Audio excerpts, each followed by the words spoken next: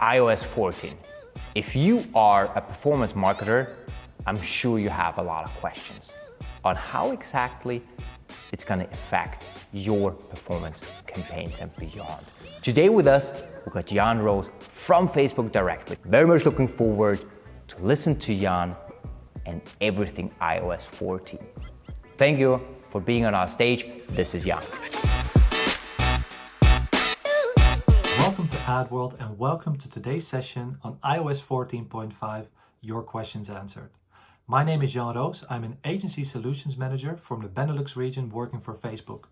I want to thank you very much for your partnership and thank you for being here today.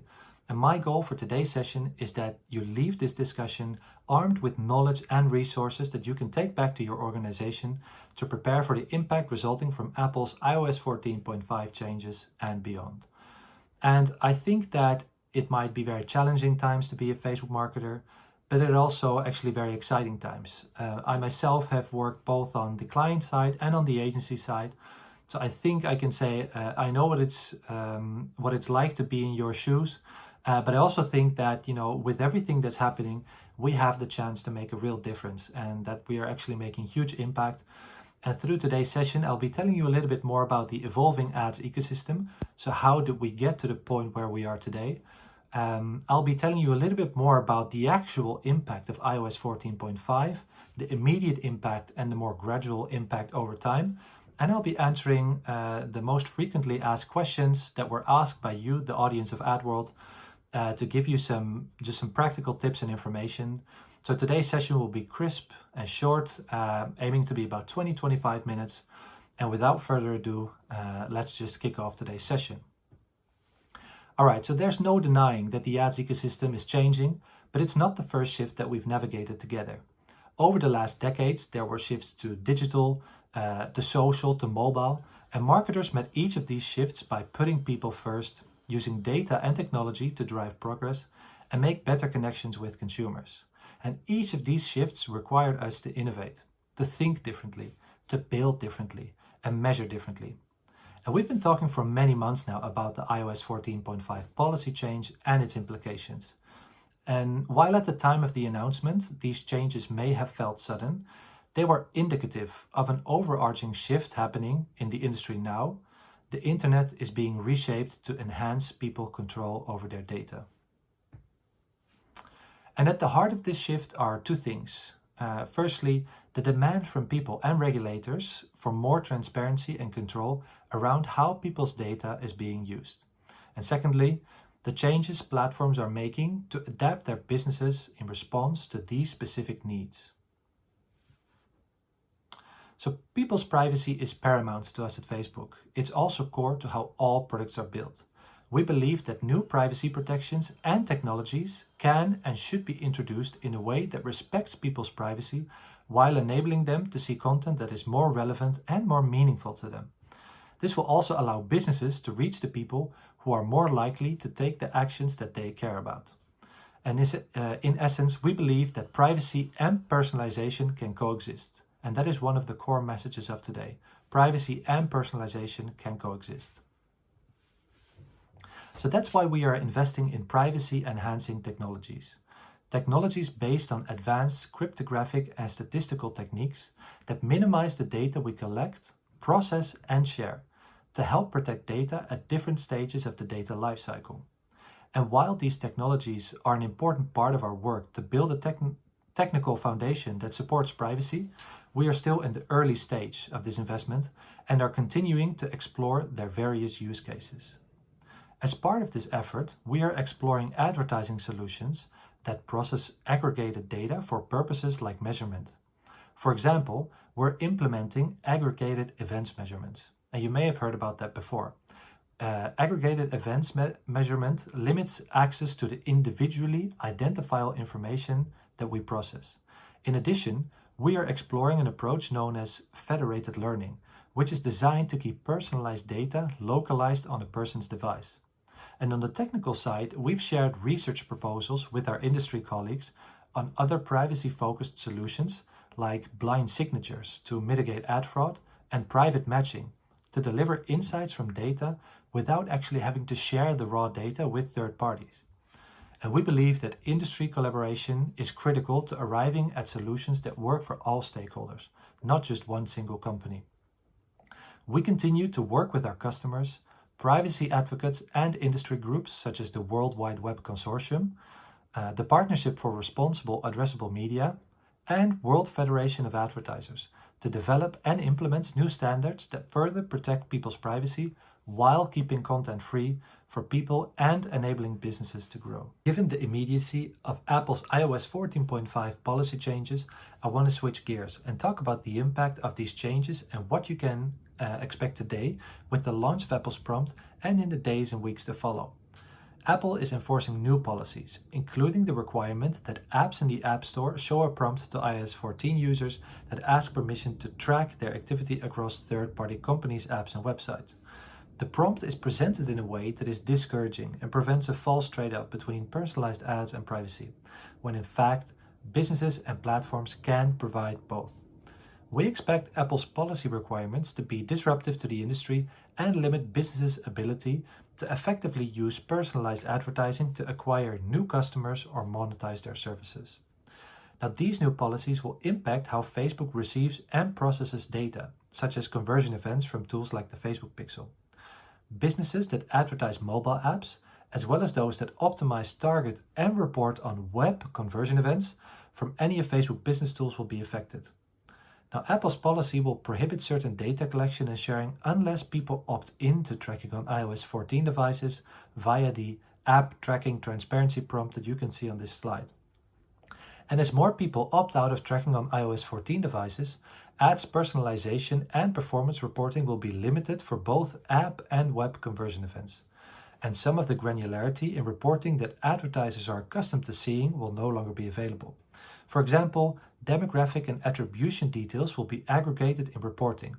28-day click and view-through windows for measurement won't be available, and measurement will be delayed up to 72 hours.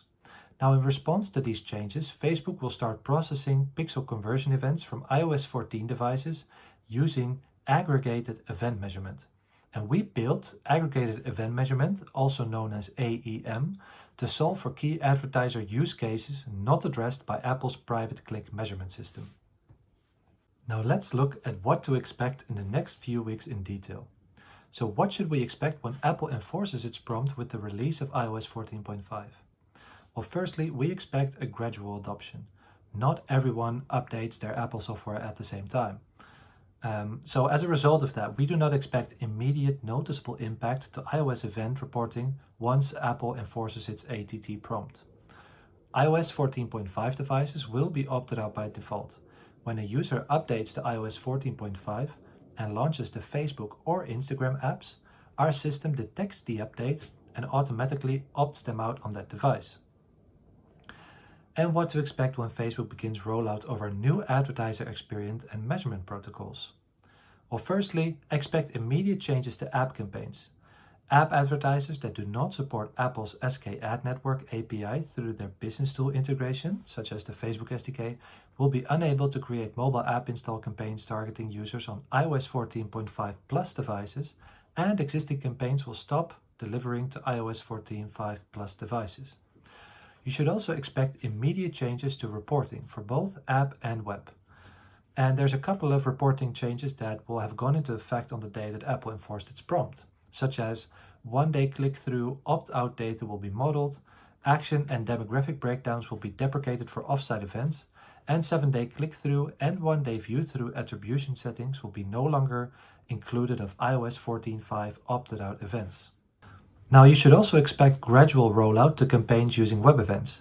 We expect that aggregated event measurements, AEM, will have roughly a 2-week rollout period, though this period may be extended based on issues we encounter. This means that not all advertisers will have campaign restriction, including limits on events that are available for optimization starting the week after. So what to expect in the following weeks? Well, firstly, expect performance fluctuation. As we see adoption of iOS 14.5 continue to increase over time, we may see greater impact to delivery and reporting, resulting in performance fluctuation and increased cost per actions. we expect 100% AEM, aggregated event measurement rollout, to campaigns using web events. So unless we need to extend the rollout period to address implementation issues that we might encounter, we expect 100% of advertisers will see the new AEM experience by day 14. And then lastly, audience sizes may decrease. As more people upgrade to iOS 14.5, opted-out users will automatically be excluded from certain targetable audiences, which may result in decrease of audience sizes. So in this dynamic time, we expect future changes and new product iterations, and we will continue to proactively communicate our guidance and help you navigate these shifts. So, how should you be thinking about building your strategies in the face of the rapidly changing ads ecosystem, starting with the changes brought on by iOS 14.5? Now let's dive into some considerations for the future. Firstly, implement a data handling strategy that gives people choices and honors those choices. First-party data is becoming even more valuable, and those businesses who understand the lifetime value of their customers and what action drive the most value will have an advantage. Prioritize relevant and robust information for personalized advertising, such as data that improves event match quality, for example, email addresses and phone numbers.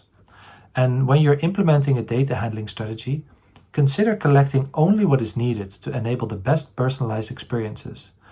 And when storing data, be conscious about how long it's kept. Secondly, think about audience segmentation. With the shift to aggregated data, we expect to see less precision in who can be targeted or excluded from campaigns. Lines between prospecting and remarketing campaigns will be blurred, and there may be better ways to segment the customer journey in this new environment. And then campaign management. Delayed attribution will require a more patient approach to optimizing campaigns. So those who rely on micro adjustments and pulling levers many times per day may be at a disadvantage. Then for personalization. As we learn to work with less data, there will be an opportunity to drive personalization in other ways, such as rapid creative production to test and learn more quickly, and partnering with creators to reach new audiences in a way that is immediately relevant to them and their interests. And lastly, we want you to consider additional measurement techniques. So as we prepare for a more privacy-conscious future, we will need to anticipate that some measurement approaches will be more effective than others, and that this may change over time. Considerations include adding privacy-conscious techniques to measurement strategy, such as those that rely on aggregated data, like marketing mix models, also known as MMM, or data that your customers share directly, such as brand lift surveys. And I think with these changes, it's actually really exciting that by all of these changes that are forced upon us, we will be actually innovating and will be perhaps doing our marketing even better than before. All right, now I'm excited to open up the room for a virtual discussion. I have a couple of questions that you guys asked through various polls, and I'll be answering the most frequently asked questions. And let's just dive straight into it.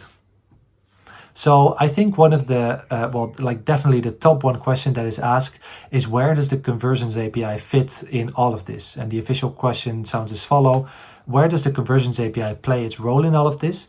Is it a silver bullet? And would it be correct to assume that server-side tracking is really the future when it comes to addressing the issues that iOS 14 has presented? Now, you might have heard about the Conversions API before, and the Conversions API enables advertisers to share their data directly from their service instead of relying on web browsers. It is also designed to ensure that their customers' personal data continues to be protected via Facebook users' privacy controls. So implementing the Conversions API is particularly important for advertisers who rely heavily on the Facebook pixel. But it is very important to keep in mind the Conversions API does not solve for iOS 14 changes and is subject to aggregated event measurement. So the Conversions API does introduce interesting new use cases, but it's not a solution for everything that is happening because of iOS 14. All right, on to the next very good question. Will dynamic ads work with iOS 14 users? So dynamic ads will continue to work, but may not report some events from iOS 14 users and may see performance decrease. This has greater impact for dynamic ads-based retargeting rather than dynamic ads for broad audiences, since dynamic ads for broad audiences relies more heavily on on-site signals. All right, another question. Will all of these changes and limitations, like 8 events per domain, decreased attribution window, removing of demographic breakdown in Ads Manager for conversions, apply to all campaigns and all ad sets and ads in Ads Manager, or strictly ads targeting to iOS 14 users? All right, so the answer is that we expect some changes to impact all advertisers in both Apple and Android dominant markets, because we need to make choices that will enable the whole system to operate on restricted, aggregated, and delayed data. So other changes will impact only advertisers that use certain features or want to reach iOS 14 users. And I will give you an example. So for example, for web, the attribution setting updates, removal of breakdown reporting for offsite conversion events, and the 8 web event limitations per domain apply to all ads, all ad sets, campaigns, and ad accounts. These updates were made to enable our new system of aggregated event measurement. However, only opt-out data will be subject to the restriction, aggregation, and delay of event attribution, while opt-in data will not be restricted. For app, requirements such as the SDK version, ad account campaign limits apply specifically to campaigns targeting iOS 14 users. And on to the next question. Are there any restrictions when changing any of the 8 conversion events advertisers can use? And can an advertiser change their conversion events after Facebook auto-assigns them? So when an advertiser edits a domain conversion events, such as to add, delete, or reprioritize one, they will be notified of existing campaigns that will be impacted and paused. And a reset period of 72 hours will apply before new campaigns using the change events, and all lower priority events from the one that is changed can be started. And yes, advertisers will be able to change the 8 conversion events they would like to use within the event configuration tool that is launched in 2021. So please note that when a conversion event is edited, this will trigger a 72-hour reset period. And that actually links in nice to the next question, because what is this 72-hour reset period that we are hearing about for advertisers? And why is there a reset period when you change an event? So if an advertiser chooses to modify their ad campaign at the time of Apple's iOS 14 enforcement, like replacing one of the 8 prioritized events, we will pause all ads using that event and lower priority events from that event for 72 hours. And we do that to ensure accurate optimization and reporting for your campaign. The 72-hour reset ensures that there are no potential errors in reporting or optimization. So when an event is changed, the reset period extends for the maximum elapsed time that is previously assigned that the event could be reported. This means that when an advertiser changes, replaces, or deletes an aggregated event measurement event, that all ads using the changed events and all lower priority events from that one is changed will be paused for 72 hours. Alright, so will Facebook and Instagram apps have their own prompts? And what happens if a user opts into one prompt but not the other? And why is Facebook default opting people out once they upgrade to 14.5? So the answer is yes. Both Facebook and Instagram will each have their own prompt, and each individual prompt determines if future activity associated with that app from that device can be used. However, if your Instagram and Facebook accounts are in Account Center and you allow one of those apps to personalize ads using activity that apps and websites senses from your device, that app may use that activity to personalize ads on both Facebook and Instagram.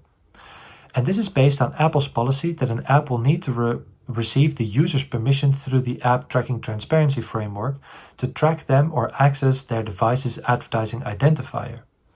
According to Apple's App Tracking Transparency communications, starting with iOS 14.5, iPadOS 14.5, and tvOS 14.5, you will need to receive the user's permission through the App Tracking Transparency Framework to track them or access their device advertising identifier.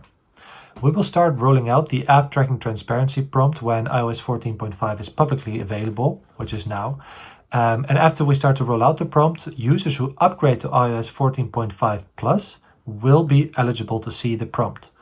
Now we will roll out the prompt over the course of a few weeks, so not all eligible users will see the prompt right away. And additionally to that, our system must detect that a user has upgraded their device to the latest version, which may not happen immediately. People will be opted out until they allow tracking or change their choice. Choosing Ask App Not to Track maintains the default setting, which is to be opted out for devices on iOS 14.5 Plus. Now, what are the limitations for cross-domain web event attribution for optimization and reporting? And what should advertisers keep in mind that have pixels across multiple domains during the customer journey? Now, this is actually a very commonly asked question. And the answer is as follows. So under Apple's policies and aggregated event measurement, cross-domain web event attribution for optimization and reporting is limited, meaning that for each ad, the advertiser will need to choose a single verified domain to track events.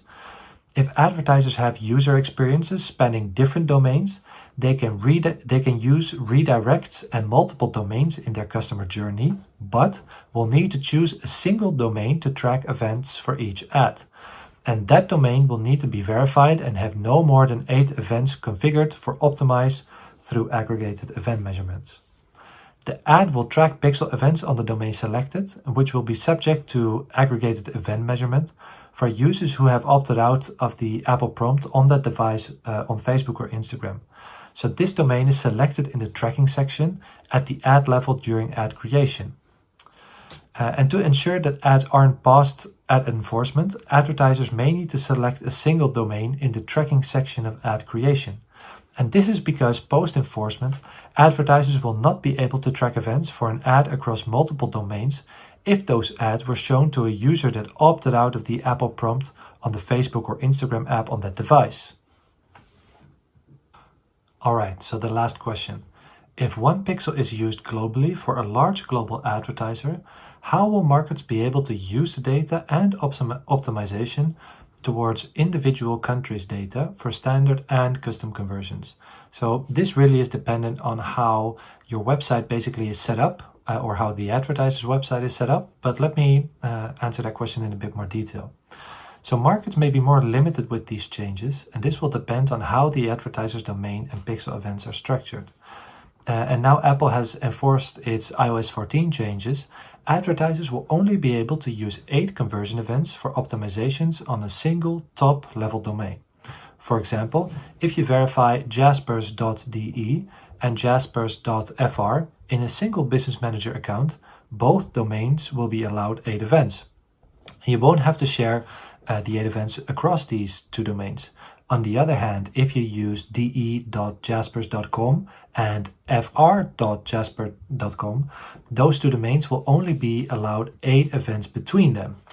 So in the scenario, if there's 1 pixel on a single global top-level domain with pixel events by country, then each country's events would need to be included and prioritized in the 8 in order to use it for optimization.